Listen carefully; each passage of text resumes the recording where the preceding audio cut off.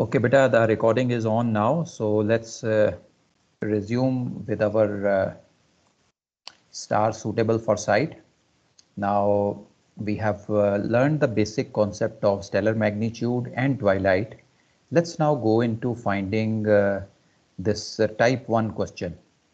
In type 1 question, they ask us which all stars are within a certain R angle of the observer's meridian. So let's see a sample question like this and how do we solve that question.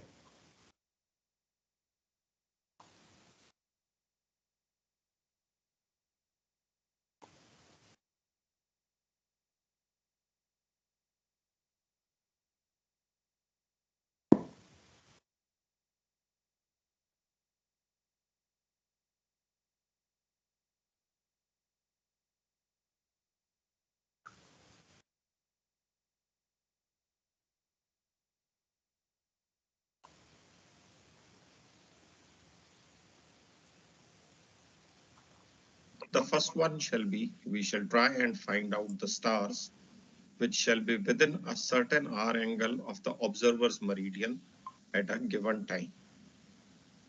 Now, on 15th June 1992, in position 20 degrees north, 075 degrees east, which all stars and planets of first and second magnitude will be within 15 degrees of observer's meridian at the end of civil twilight.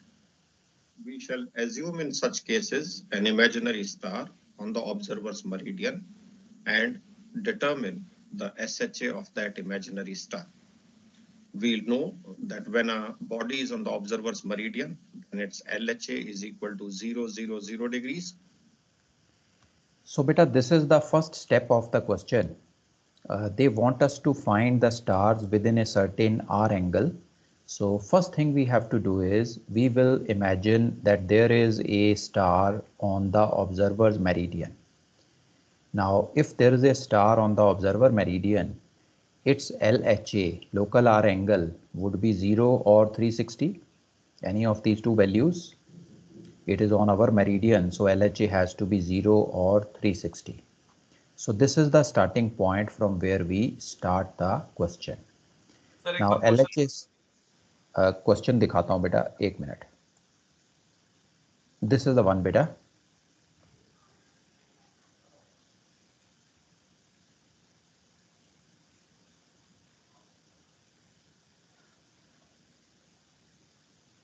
Okay, sir. Thank you. Okay. So the LHA of a star which is on our meridian will be equal to 0 or 360. Now we know LHA of a star is equal to LHA Aries plus SHA of the star. So we have just converted it into that format. Let's proceed ahead now. Plus SHA of the star. LHA Aries in turn is equal to GHA Aries plus minus observer's longitude. Longitude east, GHA least, longitude west, GHA best. GHA Aries can be obtained from nautical almanac against GMT. Now, if the time in question is given in GMT, it can be directly used. If some other time is given, that needs to be suitably converted to GMT. If the time at all is not mentioned in the question and only morning or evening, then for AM cases, we shall use the starting time of the nautical twilight. Please remember, all the twilights begin at different timings in the morning and they all end on sunrise. So we take the time when the nautical twilight begins in the morning. If it happens to be a case of evening, then all twilights will begin on sunset and end at different times, and we shall use the time when the civil twilight comes to an end. Beta, if you look carefully, these are the exact suitable period starting times which we discussed in the twilight topic. In the morning, commencement of nautical twilight, and in the evening, the ending of civil twilight. This is the beginning of the suitable period for sight taking. So if in these questions, sometimes the time is not mentioned, so we can pick up these times from the almanac. The nautical twilight as well as the civil twilight times are given to us in the almanac. Along with sunrise, these times are mentioned, and these times are given in LMT, and using our longitude, they can be converted into GMT times also. So any doubt up to here, beta? No, sir. Great. The range of SHA acceptable, or for which we need to, in which we'll have to find the stars, shall then be calculated by adding and subtracting the range of R angle to the SHA of the star on the observer's meridian. Now, beta, we have calculated the SHA of a imaginary star which is on our meridian. Now, whatever SHA we obtain, if we add and subtract the R angle which is given, like in this question, I think they have given 15 degrees R angle. So whatever SHA you get, if you add and subtract 15 degrees value to it, you will be getting the range of SHA of those stars which are within 15 degrees of our meridian. To give sir you an repeat करना example, sir इस line को. हाँ, let us assume कि एक star हमारे meridian पे जो हमने अज्यूम किया है उसका SHA आ जाता है 100 डिग्रीज 100, एंड क्वेश्चन में उन्होंने हमसे पूछा है find the stars with in 10 degrees of your meridian और 10 degrees of the are angle. तो हमारा मेरिडियन 100 है, आप 100 में 10 ऐड करोगे तो 110 और 10 माइनस करोगे तो 90. So any star with a SHA between 90 to 110 will be within 10 degrees of our meridian. Sir ये आर एंगल कैसे लिया हमने? ये बेटा क्वेश्चन में दिया होगा, it will be given to question us. में दिया होगा. ओके सर, ठीक है. ओके, अभी हम प्रैक्टिकली उसको करके देखेंगे, अभी ये थ्योरेटिकली समझ रहे हैं. We will do it practically in the question. Stars in that range of SHA can easily be then identified for the required magnitude from the star information pages in the nautical almanac. Let us now apply the listed step to this question. This is the same question which you saw in the first opening slide. So we are trying to solve this question now using the same method. We need to find out all the stars and planets of first and second magnitude falling within 15 degrees of observer's meridian at the end of civil twilight on 15th June 1992, and the position of the observer is given here in latitude and longitude. Now, to begin with, please note that AM or PM is not stated in the question. It may be stated, may not be stated. But in this case, since it's end of the twilight that is in question, so the twilights end at different timings in the evening. So by default, it becomes a PM question. Now, beta, if it was morning, the end of civil twilight occurs at the time of sunrise. We just saw in the diagram, in the morning, all the three twilights end at sunrise. So sunrise के बाद तो sight possible ही नहीं है. So this question cannot be for the morning. This has to be for the evening. Because evening में जब civil twilight end होती है, that is the time when our suitable period starts. Had it been beginning of the twilight, then it would have become a AM question. So now we go to the daily page of the Nautical Almanac for 15th June. For 20 degrees north lat, we pick up the civil twilight time in the evening. And we all know this time shall be LMT. So the LMT of civil twilight in the evening would be 15th day, 19 hours, 05 minutes and 00 seconds. This is picked from the almanac, beta. If you want, you can go to the 15th June page and you can find this time there. This is the civil twilight time in the evening. To this, we shall apply LIT to get GMT. Longitude is east, so GMT is least. So So therefore we subtract this LIT and we get GMT as 15th day, 14 hours, 5 minutes and 00 seconds. From the daily pages of the Nautical Almanac, we extract GHA Aries for this GMT. Now GHA Aries for 15th day, 14 hours is on the screen. To this we add the increment for 5 minutes, 0 seconds, and this gives us the GHA Aries. So we first obtained the GMT time. Using LMT Civil Twilight and LIT, we obtained the GMT, and from this GMT, we obtained GHA Aries. Any doubt up to here, beta? Sir ये LMT जो है इसका वो sir मिल नहीं रहा है इधर एल्मनाक में किधर है? ओके बेटा 15 सर ये जून का सिविल बोलो। सर ये सिविल का एंडिंग टाइम है कि स्टार्टिंग टाइम है जो दिया हुआ है यहाँ पे ट्वेलाइट के नीचे अपना बेटा एल्मनाक? इवनिंग में सारे टाइम्स एंडिंग टाइम्स होते हैं और मॉर्निंग ठीक है में सारे टाइम्स बिगिनिंग टाइम्स होते हैं। ठीक है सर ओके ओके सो अब ढूंढो बेटा 15 जून 92 इवनिंग में जाओ, आफ्टर सनसेट सिविल ट्वाइलाइट का टाइम मिला।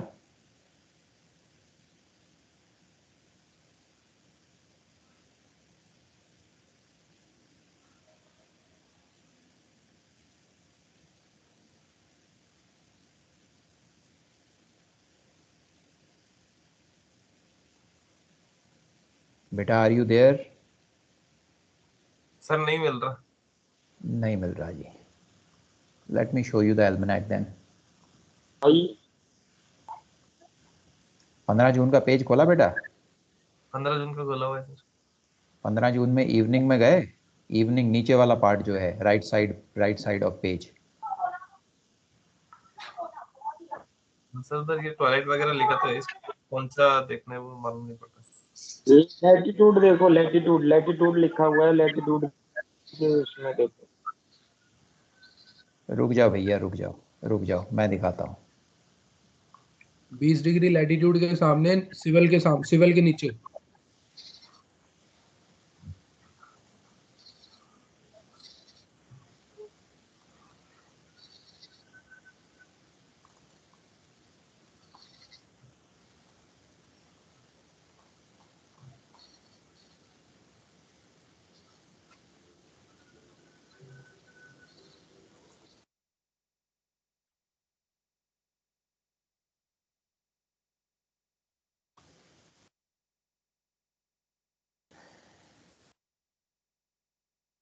बेटा ये 15 जून का पेज दिख रहा है स्क्रीन पे?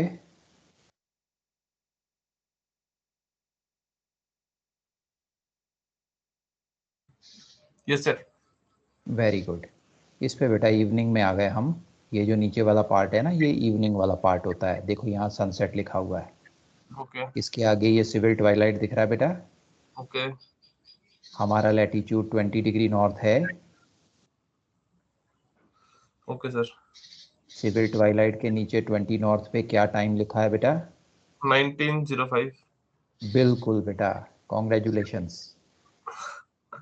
Okay sir, thank you. Let's go back.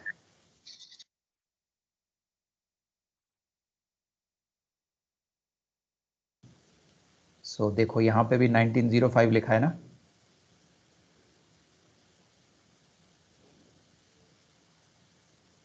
So this is from where the time is picked. और कोई डाउट बेटा?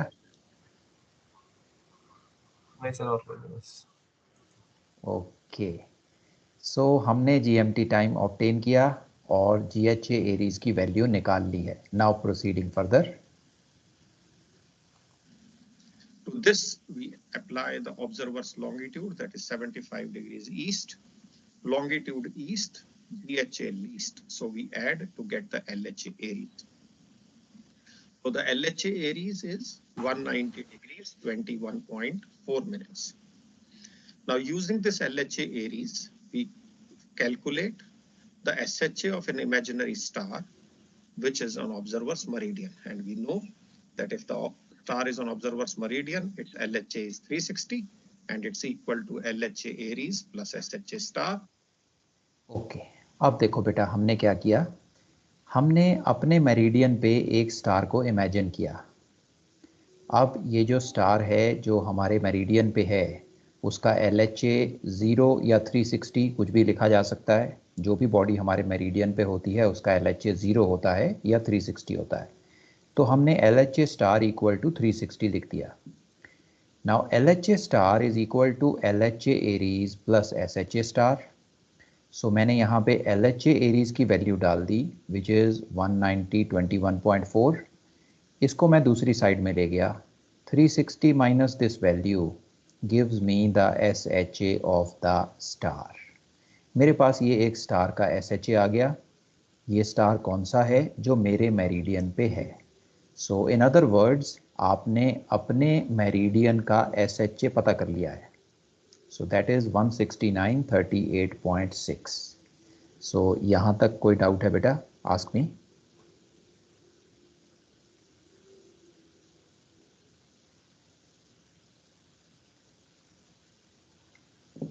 Great. Let's proceed ahead now. Using the value of this calculated LHA Aries, we get the SHA of this imaginary star to be 169 degrees 38.6 minutes, and this star is assumed to be on observer's meridian. Now we have to find all the stars which lie within 15 degrees of observer's meridian. That means 15 degrees of this SHA.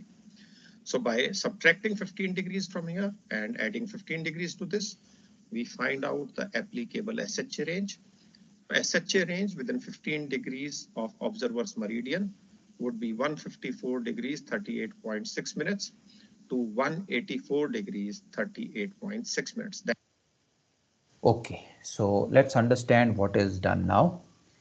Question में उन्होंने हमसे पूछा है to find the stars within 15 degrees of the observer's meridian. अब observer meridian का हमने SHA निकाला 169.38.6। हमें विद इन 15 डिग्रीज जो भी स्टार आ रहे हैं इस SHA के, उनको फाइंड आउट करना है। सो हमने क्या किया, 169 SHA में से 15 को माइनस किया, हमें पहली वैल्यू मिल गई 154, और 169 SHA में 15 को ऐड कर दिया तो हमें दूसरी वैल्यू मिल गई 184। अब कोई भी स्टार अगर इस SHA रेंज के अंदर है तो हमारे मेरिडियन के 15 डिग्री के इनसाइड होगा। सो इज इट क्लियर बेटा up to here?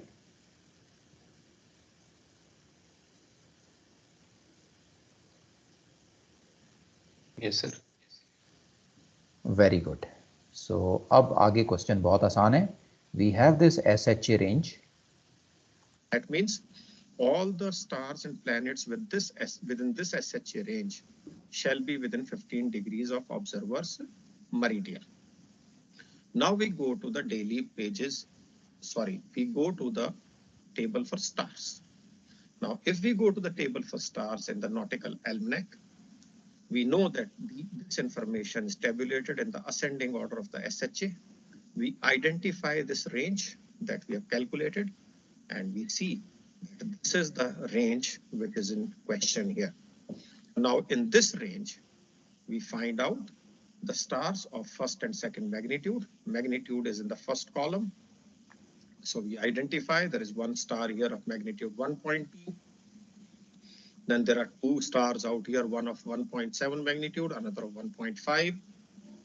Then two more here, 1.6 and 1.1 magnitude respectively. In this range, we find these are the only 5 stars which belong to first and second magnitude. So these are the 5 stars. Now these are the Latin names of these stars. On the opposite page, we can have their English names. Their SHA can be picked up from here for the month of June, and so is their declination.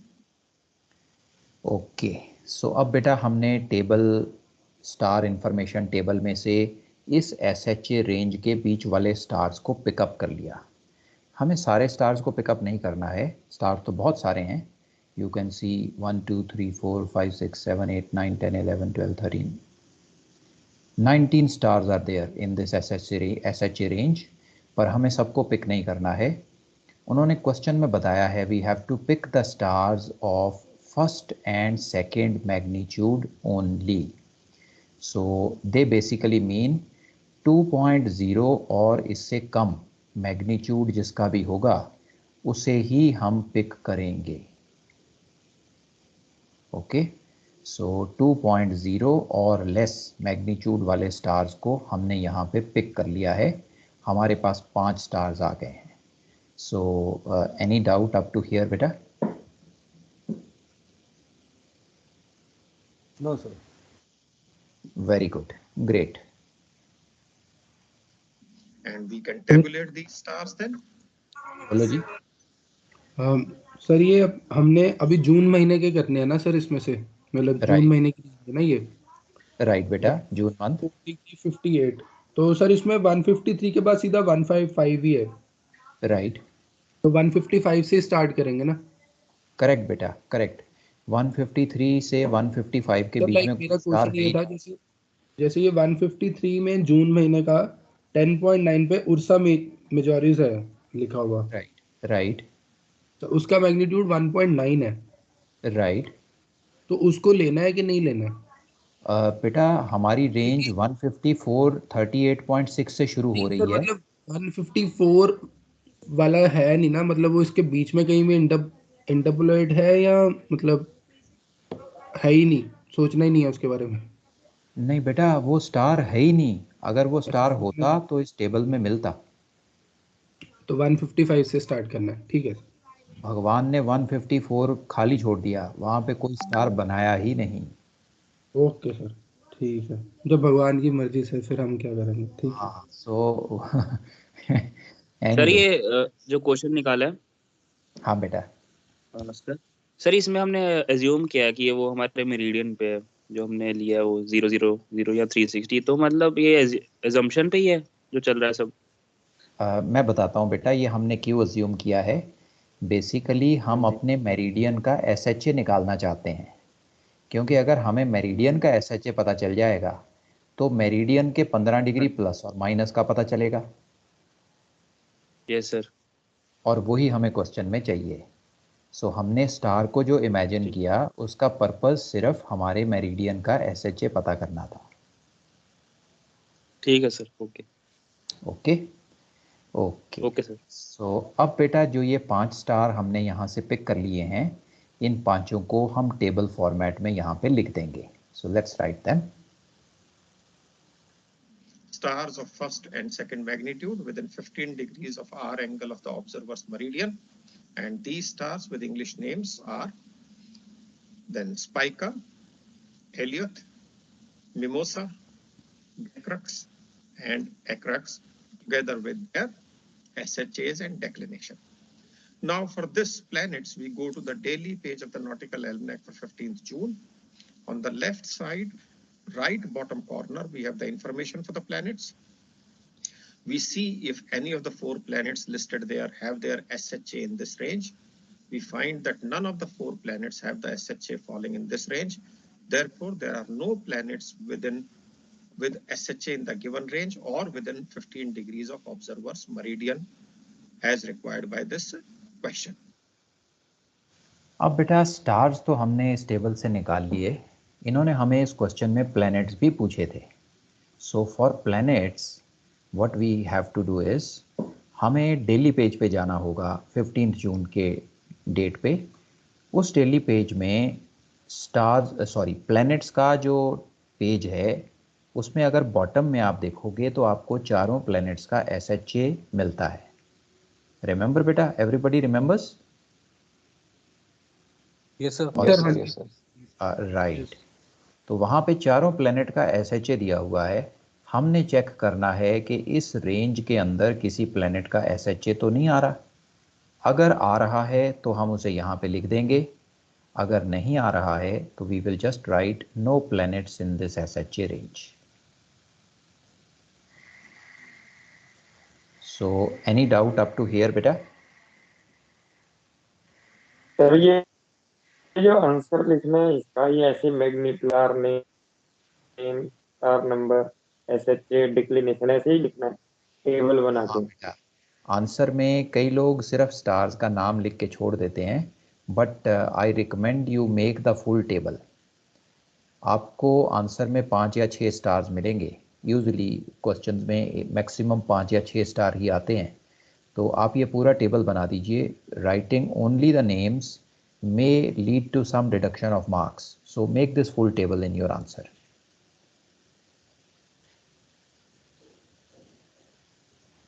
Okay sir, thank you.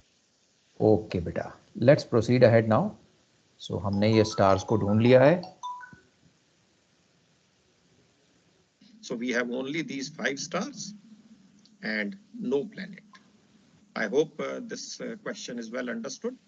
If not, please pause the video, go back by 5 minutes and revisit this particular part before moving with the other type of questions, because this will form the basis of practically all the questions. Okay, so हमारा ये question जो है बेटा यहाँ पे complete हो गया। हमसे उन्होंने स्टार्स पूछे थे, हमने वो स्टार्स फाइंड आउट करके यहाँ टेबल में लिख दिए हैं। अब इससे नेक्स्ट वाली जो टाइप्स हैं वो यहीं से आगे शुरू होंगी। मीन ये जो टेबल हमने बना लिया है, इसी टेबल में वो हमसे पूछेंगे कि कुछ एक स्टार्स ऐसे बताओ जो इस कंडीशन को सेटिस्फाई करते हैं। इनमें से बताओ कौन से स्टार हमें दिखते हैं या नहीं दिखते हैं। So up to here the procedure remains exactly the same. इसके बाद जो क्या चेंजेस आएंगी वो मैं आपको नेक्स्ट क्वेश्चन में बताता हूँ। सो यहाँ तक बेटा सबको क्लियर है? कोई डाउट है तो you please ask me. Sir हाँ बोलो बेटा। सॉरी सर, नेटवर्क डिस्कनेक्ट हो गया था सर। बीच में यहाँ तक मेरा हो गया था कि सर जो प्लेनेट है, यहाँ पे कोई प्लेनेट है नहीं। हमसे क्वेश्चन में प्लेनेट भी पूछा था, तो राइट प्लेनेट तो कोई है नहीं इसमें। तो हमने डेली पेजेस पे जाके प्लैनेट्स का एक्सएचए चेक करना है। राइट बेटा, डेली पेज से आग- एसएचए देखना है प्लेनेट का। इस आगे का रेंज सर में अगर आएगा तो आंसर में लिख देना है, और अगर नहीं आएगा तो you just write no planets. Okay. और स्टार्स सर? स्टार्स को बेटा बिल्कुल जैसे आप स्क्रीन पे अभी देख बस रहे हो। यही यहाँ पे खत्म है सर क्वेश्चन? हाँ खत्म हो गया क्वेश्चन बेटा, इसके बाद कुछ डिस्कस नहीं हुआ। ठीक है सर, ठीक है। Finish, the question is finished here. Okay. Only thing is कि जो अगला वाला क्वेश्चन है वो भी यहाँ से ही शुरू होगा आगे। मतलब ये टेबल बन गया। हाँ अब जी सर। क्या पूछ सकते हैं आपसे कि ये जो 5 स्टार आपने लिस्ट किए हैं, हाँ जी। इनमें से ज़रूरी तो नहीं है कि सारे दिखें। हाँ जी सर। कोई स्टार आपकी होराइजन के नीचे भी हो सकता है। इट ऑल हाँ डिपेंड्स जी। Upon your position and the yes stars position. So अब आगे वाला जो पार्ट आएगा, नेक्स्ट टाइप ऑफ क्वेश्चन आएगा, वो हमसे पूछेंगे कि इन स्टार्स में से कौन से स्टार ऑब्जर्वर को दिखेंगे। This is the okay. Next part. So अब हम चेक करेंगे कि इन पांचों में से कैसे पता करें that which stars are visible to us. So let us see the second part now. Okay. We just learned to make a list of stars and planets which meet the requirement of given magnitude and which also lie within the given range of observer's meridian. Now, all these stars that we identified may be visible to the observer, may not be visible, may be suitable for taking sites, may not be suitable. So now next we'll try and assess their visibility criteria and also their suitability for taking sites. On 15th June 1992, in position 20 degrees north, 75 degrees east, which all stars and planets of first and second magnitude within 15 degrees of observer's meridian at the end of civil twilight will be visible to the observer and suitable for taking sight. I'm sure you'll agree with me that first step shall be to make a comprehensive list of all stars and planets which meet the given requirement of magnitude and hour angle. Now, to assess visibility, we know that the body must be above the observer's rational horizon. We also know for a body to be above the rational horizon, for whatever period of the day it may be, A, latitude of the observer and declination of the body, if they are same names, yes, body would definitely be coming above the horizon for some part of the day. Or if they have opposite names, then the body shall be above the rational horizon only if the sum of latitude and declination is less than 90 degrees. Okay बेटा, ये जो चीज़ है this is basically a condition to find out if a body will be above our horizon और not.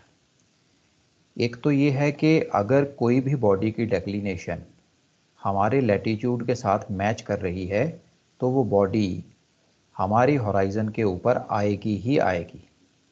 Like we are in the northern hemisphere, जितने भी stars north declination वाले हैं वो सारे के सारे हमारी होराइजन के ऊपर आएंगे ही आएंगे। That is number 1 condition. अगर लैट एंड डेक ऑपोजिट हो जाए, लेट अस से कोई स्टार है जिसकी साउथ डेक्लिनेशन है और हमें चेक करना है कि वो हमारी होराइजन के ऊपर आएगा या नहीं आएगा, तो कैसे चेक कर सकते हैं? You add latitude plus declination, दोनों को ऐड कर दो। If that value is less than 90 तो वो स्टार हमें दिखेगा, हमारी होराइजन के ऊपर आएगा। If it is not less than 90, it is greater than 90, तो वो स्टार हमें दिखेगा नहीं। सो दिस इज अगर इक्वल 90 है सर तो ओके, अगर इक्वल टू 90 है तो वो स्टार हमारी होराइजन को टच करेगा और फिर नीचे चला जाएगा। बट सर दिखेगा ना for some instant? yes, you can say that it will be visible for one instance only. Yes, okay. Okay, so with this condition now we will check whether these stars are visible to us or not visible to us. Let us see. Now both these things can be summed up in one condition, wherein we say we find out the L difference D, difference between latitude and declination, and if the difference is less than 90 degrees, the body shall be visible. So इन दोनों को बेटा check करने का सबसे आसान तरीका है, आप L डिफरेंस D निकाल लो। अगर ये 90 से कम है तो स्टार दिखेगा, अगर ये 90 से ज़्यादा है तो स्टार नहीं दिखेगा। L डिफरेंस D जो है it is the algebraic difference, means अगर lat and dec same name के हैं तो माइनस हो जाएगा और अगर lat and dec opposite name के हैं तो प्लस हो जाएंगे। What do we mean by L difference D here? Please note, it means we are talking of algebraic difference between latitude and declination. And algebraic difference means that if they are same names, you subtract, and if they are opposite names, you add. And if the algebraic difference is less than 90 degrees, the body shall be above the rational horizon and hence visible. So now we can close out this question. First, we have the comprehensive list of all stars and planets meeting the magnitude and hour angle requirement, which I'm sure all of us would agree is the same as the result of question number 1. So we pick up the result of stars from earlier working and now assess whether they are going to be visible or not. These are the 5 stars which meet the requirement of magnitude and the hour angle as far as this question is concerned. Now to assess visibility, we have just learned we have to get L difference D. So we insert one more column here for observer's latitude, and observer's latitude is 20 degrees north. Now we have to find L difference D. Before we show it up, just to reiterate, L difference D means algebraic difference. Same names, subtract, opposite names, add. And now we have L difference D showing up here. Opposite names add, same names subtract, and we have L difference D for all the 5 stars in this column. Go ahead बेटा। Maximum declination कितना हो सकता है sir? 90 है right sir? हाँ बेटा, maximum declination तो +90 और -90, 90 नॉर्थ। सर अगर अपने सेम ही लैटिट्यूड में है, मतलब अगर इसकी जगह 1 डिग्री लैटिट्यूड नॉर्थ हो भी होता राइट, तो भी वो 90 से कम ही होता तो मतलब दिखेगा ही ना वो। बिल्कुल सही है, वो तो दिखेगा ही। तो फिर ये निकालना क्यों है सर एल डिफरेंस डी मत फॉर द निकालो सेम बेटा, लैटिट्यूड? ये तो आपके कन्वीनियंस के लिए है कि आपको लैटिट्यूड चेक ही ना करना पड़े। नहीं, फॉर अदरवाइज सेम नेम की बात कर रहा हूं सर, डिफरेंट में तो ऐड करेंगे। राइट, सेम नेम्स में बिना चेकिंग के वहां लिख सकते हो आप that this star will be visible. Okay okay, Now, for the star to be visible, this L difference D shall be less than 90 degrees. And we see that for all the 5 stars, for all the 5 cases here, L difference D is less than 90. Therefore, all these 5 stars shall be visible to the observer. सो बेटा अब आप देखो कि हर एक case में ये L difference D जो है ये 90 से कम आ रहा है. सो कम आने का मतलब है कि स्टार हमें दिखेगा. सो सारे के सारे स्टार ऑब्जर्वर को दिखाई देंगे. So we know they are visible. So अब हम चेक करेंगे whether they are suitable for taking sight और not. Let us C.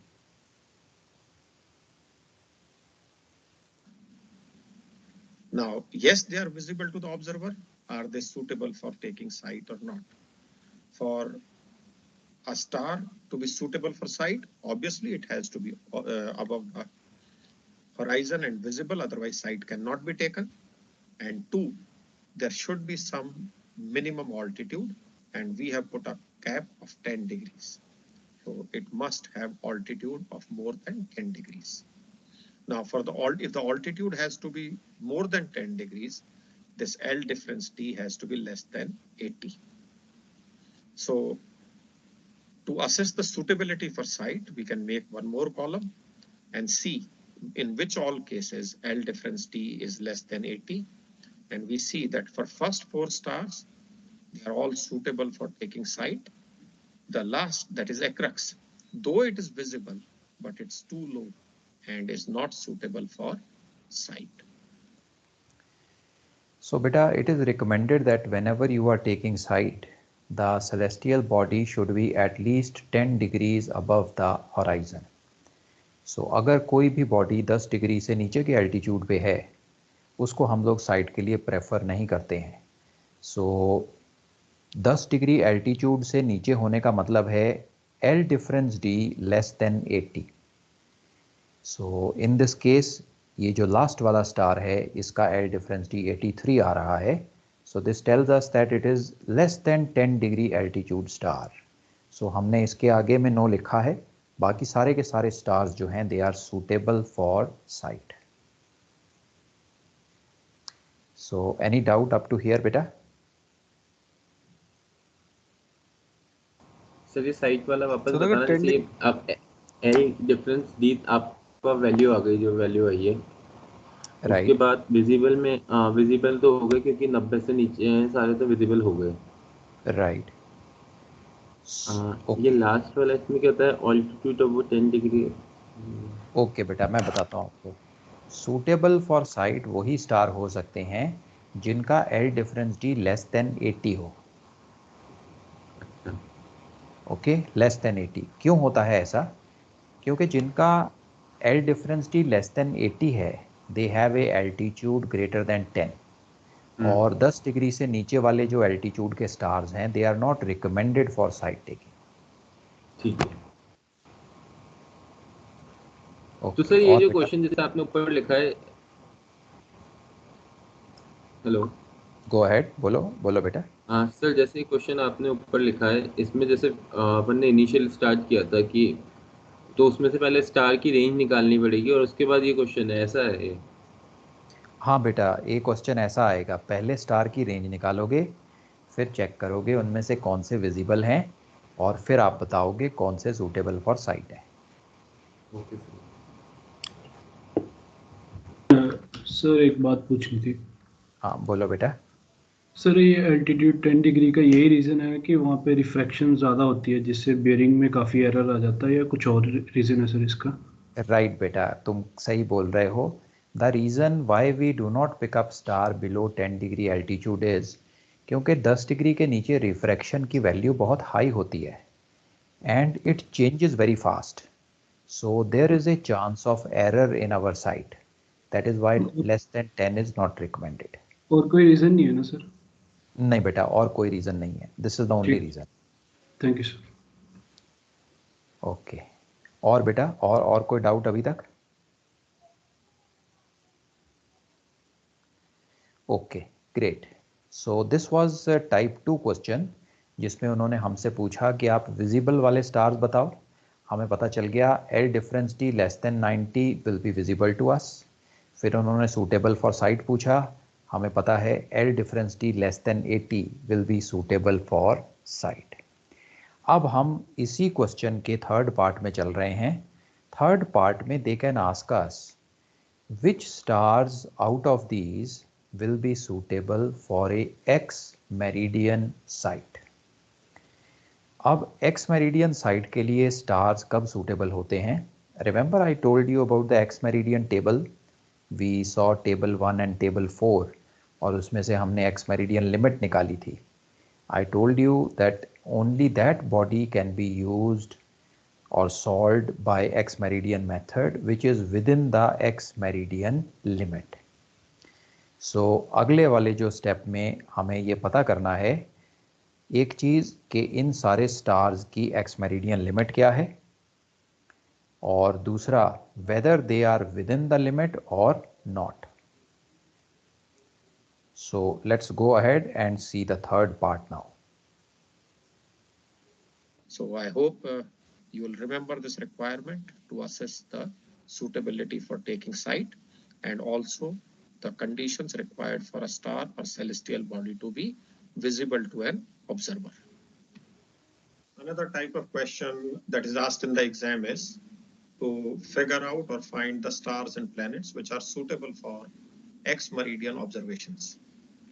On 15th June 1992, in position 20 degrees north, 75 degrees east, which all stars and planets of first and second magnitude within 15 degrees of observer's meridian at the end of civil twilight will be suitable for X meridian observation. I'm sure you can see that the first part of the question is same as has been solved earlier. It's only that now we have to figure out as to which of those stars shall be suitable for X meridian observation. We know every visible star or planet need not be suitable for X meridian observation. In fact, if a star is suitable for X meridian observation, we need to obtain R angle P, which is the difference in the SHA of the star or the SHA of the planet in question and the SHA of an imaginary star on the observer's meridian. We had already learned how to calculate the SHA of an imaginary star on observer's meridian by equating the LHA to 360.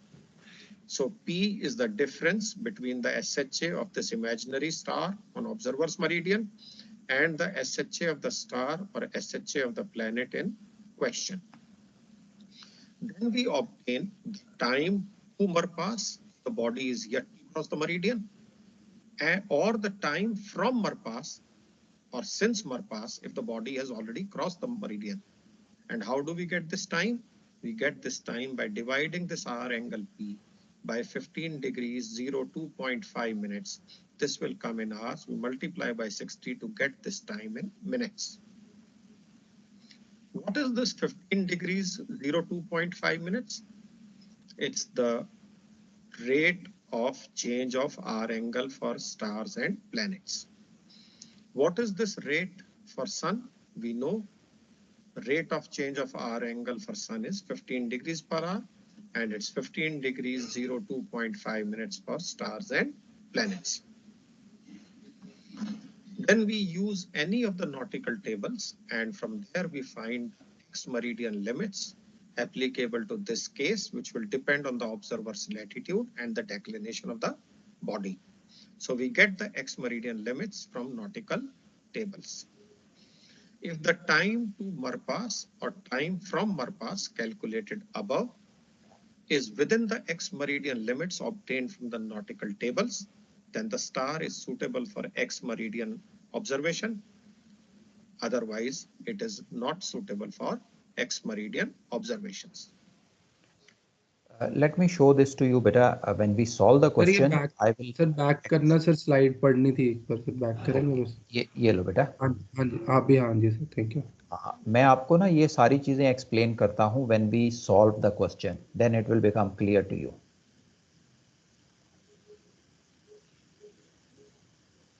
Yes sir अभी तो समझ नहीं आया. No problem बेटा, don't take tension. जब ये question solve होगा फिर मैं आपको स्टेप बाय स्टेप समझाता हूं कि इसका मीनिंग क्या है।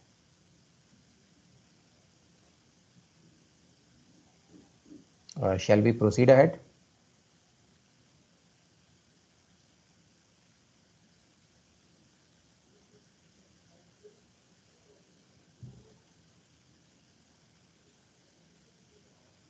चलें बेटा, आगे चलें। हाँ जी सर, हाँ जी। Okay. Obtained from the nautical tables, then the star is suitable for X meridian observation. Otherwise, it is not suitable for X meridian observations. One of the X meridian limit table is as shown here on the screen, wherein you can use them with declination of the body and the observer's latitude. So this table we had already seen beta. Norris table में हमने table 1 and 4 को देखा था. It is the same, but yeah, this one which you are seeing right now is from Burton's. So don't unnecessarily take tension. Forget about it. ये limit निकालना हमें आता है. You remember table 1 and table 4 which we saw? Yes, sir. Yes sir. Right. So from where we can find the X meridian limit. So I'm just forwarding. Let's now see the working and I'll explain you step by step. Degrees north, 75 degrees east, which all stars and planets of first and second magnitude within 15 degrees of observer's meridian at the end of civil twilight will be suitable for X meridian observation. I'm sure we'll agree that first part of making a comprehensive list of stars meeting the magnitude and hour angle requirement we have already done. It's the same question as the earlier ones. So we'll bring forward the same list that we made in the earlier questions. We know these are the 5 stars which meet the requirements of magnitude and the hour angle. Of these, Acrux is not suitable because of its low altitude. Now we'll assess their suitability for X meridian observation. Of course, we'll not be doing so for Acrux because since it's not suitable for sight, so gauging its suitability for X meridian would not be of any value. So to get the to assess the suitability for X meridian observation, we need to get angle P. So for which we need to recall the value of SHA of the imaginary star on observer's meridian, which was obtained in the first question, and that value was 169 degrees 38.6 minutes. So SHA of the imaginary star on meridian would be so much. SHA of the respective star is as tabulated here. The difference between these two for respective stars shall give us the hour angle P. Okay, now let us understand it better. हमने सबसे पहले step में अपने meridian का SHA निकाला था. This is that same SHA 169.38.6. अब हमारे पास इन सारे स्टार्स का SHA भी है. स्पाइका हैज़ ए SHA ऑफ 158. अब हमें बेटा ये पता करना है कि ये जो स्टार स्पाइका है ये हमारे मेरिडियन से कितना दूर है. So what we do is हम इन दोनों का डिफरेंस निकालते हैं. 169 SHA on the meridian, 158 SHA of Spica, इनका डिफरेंस आ गया 10 degrees 50.9. This is what we are finding out. Basically हम ये पता कर रहे हैं कि ये सारे स्टार हमारे मेरिडियन से कितना दूर हैं. So are you able to understand now कि ये क्या निकाला है हमने? Yes sir. Yes, sir. Yes sir. Right, very good. So हमने हर एक स्टार के लिए ये निकाल लिया. हर एक स्टार का SHA अलग अलग है तो वो हमारे मेरिडियन से भी अलग अलग डिस्टेंस पे है. स्पाइका हमारे मेरिडियन से 10 डिग्रीज पे है. एलियोथ हमारे मेरिडियन से 3 डिग्री के डिस्टेंस पे है. Mimosa is at 1 degree 28.3. इतने डिफरेंस पे है. अब हमें ये डिफरेंस पता चल गए हैं. Let us proceed ahead now. So this hour angle P for Spica is the difference between 169 degrees 38.6 minutes and 158 degrees 47.7 minutes. Likewise, we have got the hour angle for all the stars. Next we get is the time to Marpas or time from Marpas by dividing this hour angle by 15 degrees 02.5 minutes. When we divide, we get time to or from Marpas as shown here. This is 43 minutes 16 seconds. Okay, now let us understand कि ये क्या चीज़ जो है हमने निकाली है। बेटा हमें पता चल गया कि स्पाइका हमारे मेरिडियन से 10 डिग्री 15.9 मिनट्स दूर है। अब हमें ये पता करना है कि स्पाइका को हमारे मेरिडियन पे आने के लिए कितना टाइम लगेगा। अब इसके लिए हमें पता होना चाहिए कि जो स्टार हैं वो किस स्पीड के साथ या किस रेट के साथ अपने आर एंगल को कवर करते हैं, और वो रेट हमें पता है। वो रेट कितना है? वो है 15 डिग्रीज 2.5। अगर हमें ये भूल जाए तो कहाँ से पता चलेगा? आप अगर अपने एल्मनैक के इंक्रीमेंट टेबल में चले जाओ और 1 घंटे का इंक्रीमेंट देखो एरीज का, which refers to the stars, तो आपको ये वैल्यू मिल जाएगी 15 डिग्रीज 2.5 मिनट्स। तो अगर आप भूल भी जाओ, just go to the almanac, go to the increment table, look for the Aries increment for 1 hour. आपको पता चल जाएगा what is the speed with which stars cover there are angle. तो अब हमने क्या किया, जो ये डिफरेंस है इसे स्पीड हमारी जो है 15 डिग्रीज 2.5 उससे डिवाइड कर दिया। हमें पता चल गया कि 43 मिनट्स में ये जो स्टार स्पाइका है ये हमारे मेरिडियन पे आने वाला है। So this is the time to meridian passage. So is it clear now बेटा कि ये टाइम क्या है? Yes sir. Yes sir. Very good, हमने सारे स्टार्स का टाइम निकाल दिया। Elliot will be on our meridian 12 minutes. Mimosa will reach our meridian 5 minutes. And Gacrux in 10 minutes. So ये time हमारे पास आ गए. Let's proceed ahead now. And we have time for other stars also. Now we use nautical tables and get the X meridian limits using the nautical tables. We have used the Norris tables to get the X meridian limits. So these X meridian limits are as per the Norris table: 29 minutes for Spica, 44 minutes for Elliot, and the others as listed. We compare these X meridians limits obtained from nautical tables with the time to or from Marpas that is calculated. So अब बेटा next चीज़ जो हमने निकाली है वो है X meridian limit. ये कहाँ से मिली है? ये टेबल 1 और टेबल 4 से मिली है हमें। टेबल 1 में एंटर करते हैं with latitude and declination. We have the declination here. Second column में हमने डेक्लिनेशन निकाली हुई है। Latitude is given to us in the question 20 degree north. Third column में यहाँ पे लैटिट्यूड मेंशन्ड है। तो इन दोनों के साथ जब हम एंटर करते हैं टेबल में, हमें हर एक स्टार की एक्स मेरिडियन लिमिट मिल जाएगी। हर एक स्टार की लिमिट अलग अलग होगी क्योंकि स्टार्स की डेक्लिनेशन अलग अलग है। सर ये ऐसी था ना, तो लैटिट्यूड डेक्लिनेशन से फर्स्ट करेक्शन से साथ हमने फोर्थ करेक्शन में जाना, तो उसके सामने देखना कितना रेंज लिखा हुआ है ना सर? राइट बेटा, राइट, बिल्कुल सही है। ओके ओके, सो ये एक्स मेरिडियन लिमिट को हमने यहाँ पे लिख लिया। अब स्टार स्पाइका की जो लिमिट है वो तो है 29 मिनट्स, और स्टार स्पाइका हमारे मेरिडियन से कितना दूर है? 43 minute. Is it suitable for X meridian? No sir. Very good, not suitable. अच्छा, सेकेंड स्टार देखो एलियोथ, इसकी लिमिट है 44 मिनट और ये कितना दूर है? 12 मिनट। ये है सर, सूटेबल? ये है। Yes sir. वेरी गुड बेटा, late us see it now. And what do we find? Except for Spica, which is outside the X meridian limits, the other three stars, Elliot, Mimosa, and Gacrux, they all are within the X meridian limits, and therefore these three stars are suitable for X meridian observation. Now, in some questions, if the R angle, like in this case, it was given to find the stars which are within 15 degrees of observer's meridian.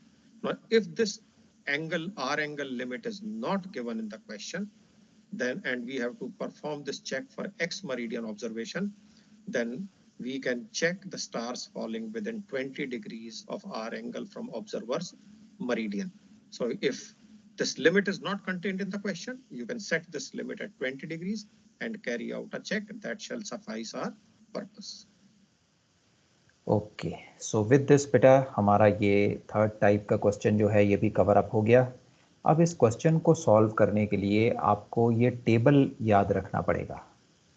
So this is available on the YouTube channel also. So at any later time also you want to see the working out, you can just go there and see. So important thing is that you need to remember this table. एक बार ये table आपको याद हो गया तो आपको पता है कि मुझे क्या क्या चीज़ें फाइंड आउट करनी है and you will get to the answer. So हमने हाँ बोलो बेटा. सर पेपर में सर ये सारी कैलकुलेशन मतलब इनिशियल वाला टेबल तो ठीक है, जो ये बाकी है जैसे एल डिफरेंस डी फिर ये एस एच ए स्टार ये सब सर करके दिखानी है या मतलब ऐसे टेबल में ही सब टैबुलेटेड कर दें? नहीं बेटा, आप इनको सीधा टेबल में डाल सकते हो, आपको तो करके नहीं दिखानी है. ये आप मतलब जैसे सीधा सर ऐसे हाँ सीधा ही डाल देना. कैलकुलेट करके इस टेबल में डाल दो. ठीक है सर, मतलब इनिशियल वाली कर लो एस एच ए स्टार तक निकालने के बाद, उसके बाद बस वो 5 स्टार का जो टेबल इनिशियल बनाना है उसके आगे ये पूरा टेबल बना के सारी वर्किंग करके इसमें डाल दो. राइट ऐसे करने की जरूरत नहीं है ना? राइट, बिल्कुल सही है. अलग से करने की ज़रूरत नहीं. अलग से अगर करोगे तो ये सवाल 40 मिनट में ख़त्म होगा.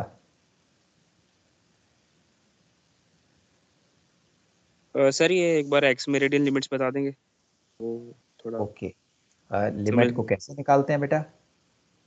हाँ जी सर, लिमिट जो 29, 44, 61, 68. ओके बेटा, you remember table 1 and 4 which I showed you? Yes sir, वो पहले एक नंबर 1 टेबल पे देखना है, लैटिट्यूड से देखना है, फिर वो सेकंड वाले में जो वैल्यू आएगी उससे टाइम आएगा. राइट. जो टेबल 1 है, now after I tell you, आप नॉरिस टेबल खोल के इसको चेक भी कर लेना. टेबल 1 में आप एंटर करोगे with latitude and declination.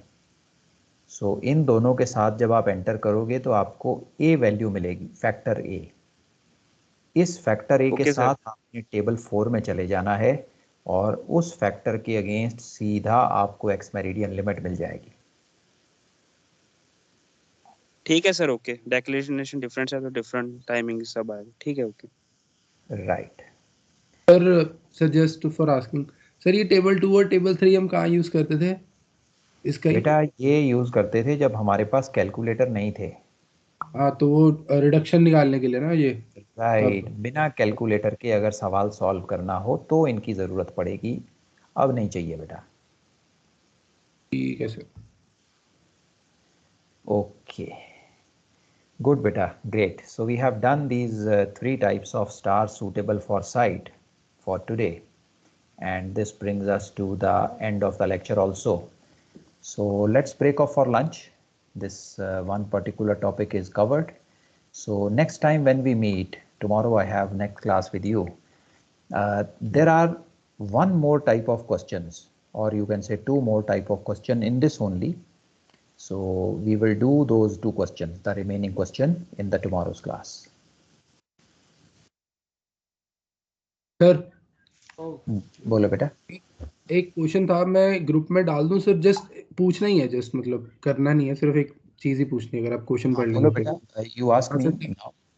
Sir इसमें ना लिखा है ऑन 21 जुलाई, वैसे मैंने ग्रुप में डाला है सर, ऑन 21 जुलाई 1992 AM एक DR पोजीशन है.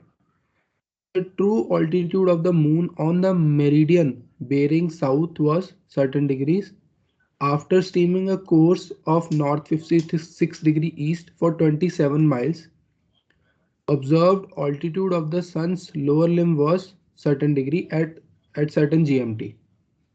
Right. Find the position of the vessel at the time of second observation. Right. Sir इसमें सिर्फ ये पूछना था सर, इसमें ऐसे किया था कि लाइक जैसे ट्रू ऑल्टीट्यूड ऑफ मून दिया हुआ है तो पहले तो इसका वो निकालना पड़ेगा मेरिडियन और कितने बजे हो रहा है GMT इसका. ओके. तो वो जैसे कि ये AM लिखा हुआ है तो वो अपर लिम का आ रहा था, तो उस हिसाब से GMT निकाल लिया, उसके हिसाब से डेक्लिनेशन निकाल लिया. तो एक मेरे पास एक फिक्स लैट आ गया उस टाइम का, बिकॉज ये मेरिडियन है. राइट. तो सर उस लैटिट्यूड पे मैंने लगाया रन.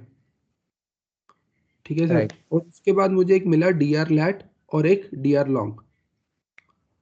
अब Right. सर उस DR लैट को यूज करके मैंने सर लॉन्ग बाय क्रॉन से एक लॉन्गिट्यूड निकाला.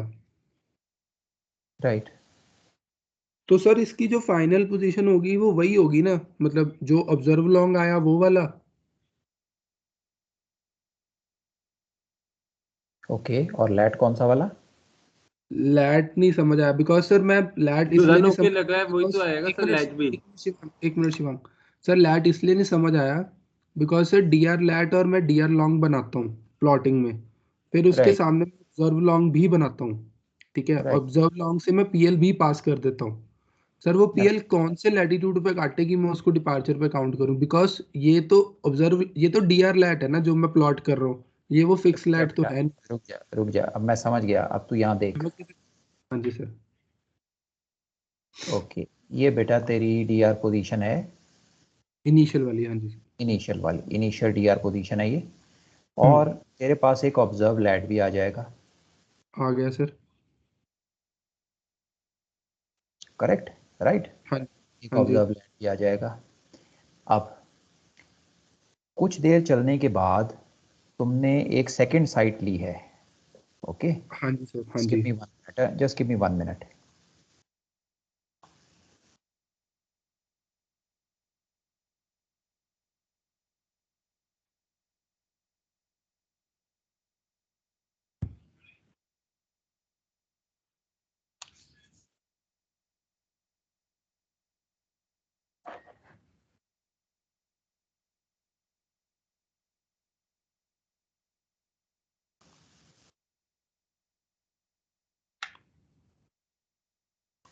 ओके, ये मैंने क्वेश्चन और आंसर दोनों यहाँ पे लिख दिए बेटा। सो हमारे पास ये मॉर्निंग में एक ऑब्जर्व लैट है और एक डी आर लैट लॉन्ग है, ये आ गया हमारे पास। इसके बाद हमने एक साइट ली है, next sight, which is can be solved by long by chron और intercept, whichever way you like. Okay so sir. Second sight को वर्क करने के लिए हमें एक पोजीशन चाहिए होगी, वो पोजीशन तो क्वेश्चन में दी नहीं है। हाँ जी। राइट। सो आप ये पोजीशन को, सबसे पहला सवाल तो ये आता है कि कैसे कैलकुलेट करोगे। हाँ, ये आ गई सर पोजीशन, आप बिकॉज सर DLAT इनिशियल पे, पोजीशन पे कोर्स और रन लगा के डीलेट डिपार्चर निकाल के मैंने डिलॉन्ग निकाल के एक पोजीशन निकाल ली। यहाँ पे कैच है बेटा, यहाँ पे कैच है सारा। हाँ मुझे जी सर। बताओ कि जो अपना कोर्स और स्पीड है वो डीआर पे लगाओगे या ऑब्जर्व लैट और डीआर लॉन्ग पे सर लगाओ? Sir observe observe lat lat और डीआर लॉन्ग पे। पे सर। वेरी गुड, नंबर 2 पे लगेगी बेटा, नंबर 2 पे लगाना। नंबर 2 पे लगाया सर। वेरी गुड, जब नंबर 2 पे तुमने लगाया और ये पोजीशन तुम्हारे पास आ गई, तो जो लैटिट्यूड है ये तो सीधा सीधा तुम्हारी ट्रांसफर्ड पीएल बन गई। ओके, अच्छा ये ट्रांसफर, अब ये फिर ऑब्जर्व लैट हो गया, ठीक है। राइट, अब आप यहाँ पे सॉल्व करोगे लॉन्ग बाय क्रोन मेथड के साथ, और जो भी आपका एजीमुथ आएगा, जो भी आपकी पीएल आएगी, आ गई sir. whatever okay. longitude you get, oh sorry, जरूरी नहीं है यहाँ पे ही बने, कहीं भी बन सकता है। सो इसके साथ आप अपना लॉन्ग बाय क्रोन साइड के साथ वर्कआउट करोगे, और आपका जो ऑब्जर्व लॉन्ग आएगा वो कहीं भी आ सकता है। लेट अस से इट कम्स हियर, ठीक है सर। तो ये ऑब्जर्व लॉन्ग आएगा, यही आपका फिक्स लॉन्जिट्यूड होगा, because it sir is cutting your observe lat at this particular point. अच्छा सर।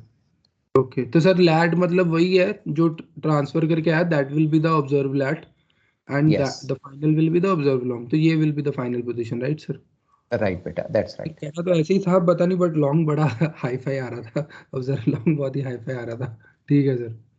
दैट्स पॉसिबल बेटा, कई बार क्वेश्चंस भी गलत आ जाते हैं पेपर में, और सो सर इसमें तो ऑब्जर्व लेंथ 66 दिया हुआ है इनिशियल, और मेरा आ रहा था 258 समथिंग, मतलब 258 तो हो ही नहीं सकता, बट काफी ज्यादा था।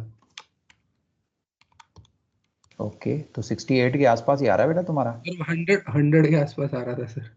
Okay, all right, could be a mistake in the question but the method is correct. 258 आएगा तो 360 से माइनस होगा ना, यस, 180 से 360 से होगा ना, तो सर वो 102 जा रहा है फिर। ठीक है, फिर से राइट। करके दे। ओके, ठीक है बेटा, see you in tomorrow's class 10, bye bye. Thank you sir. Sir ये असेसमेंट के लिए फाइल का, हाँ बोलो बेटा। सर ये असेसमेंट के लिए फाइल का बताया नहीं ना अभी कुछ। मैं बता दूंगा बेटा, अभी तो हमारे एग्ज़ाम आएंगे पहले.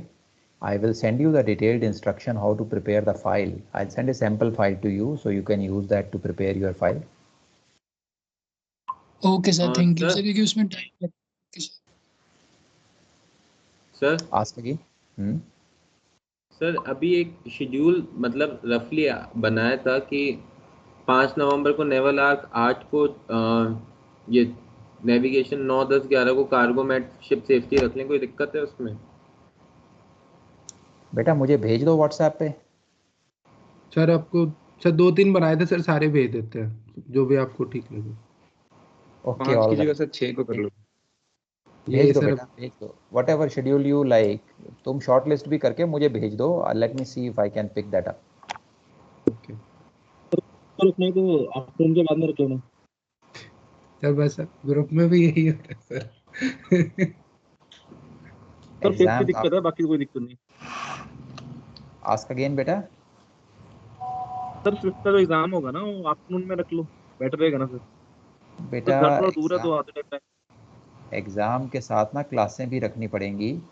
अगर आफ्टरनून में एग्ज़ाम रखा तो सुबह तुम कुछ नहीं पढ़ पाओगे. सर क्लासे क्यों सर? बेटा आवर्स भी कंप्लीट करने हैं ना, टीचिंग आवर्स. सर आप देख लो उसमें से जो अच्छा लगे सर वो वैसे आप कर सकते हैं ना सर. कुछ कोर्स ही बाकी है, हर जगह तो कोर्स पूरा हो गया है ऑलमोस्ट. बेटा आवर्स भी पूरे सेल्फ स्टडी कर लेंगे ना के साथ. चलो क्लास रखना, उसमें सेल्फ स्टडी कर लेंगे हम लोग. आप that you will have to discuss with our teacher बेटा on that day. Anyway, let me see. तुम मुझे भेज दो schedule. let me see. Sir बस फिफ्थ का करना, इवनिंग में रख लेना, बाकी वो सब सही है. तो थोड़ा घर दूर है.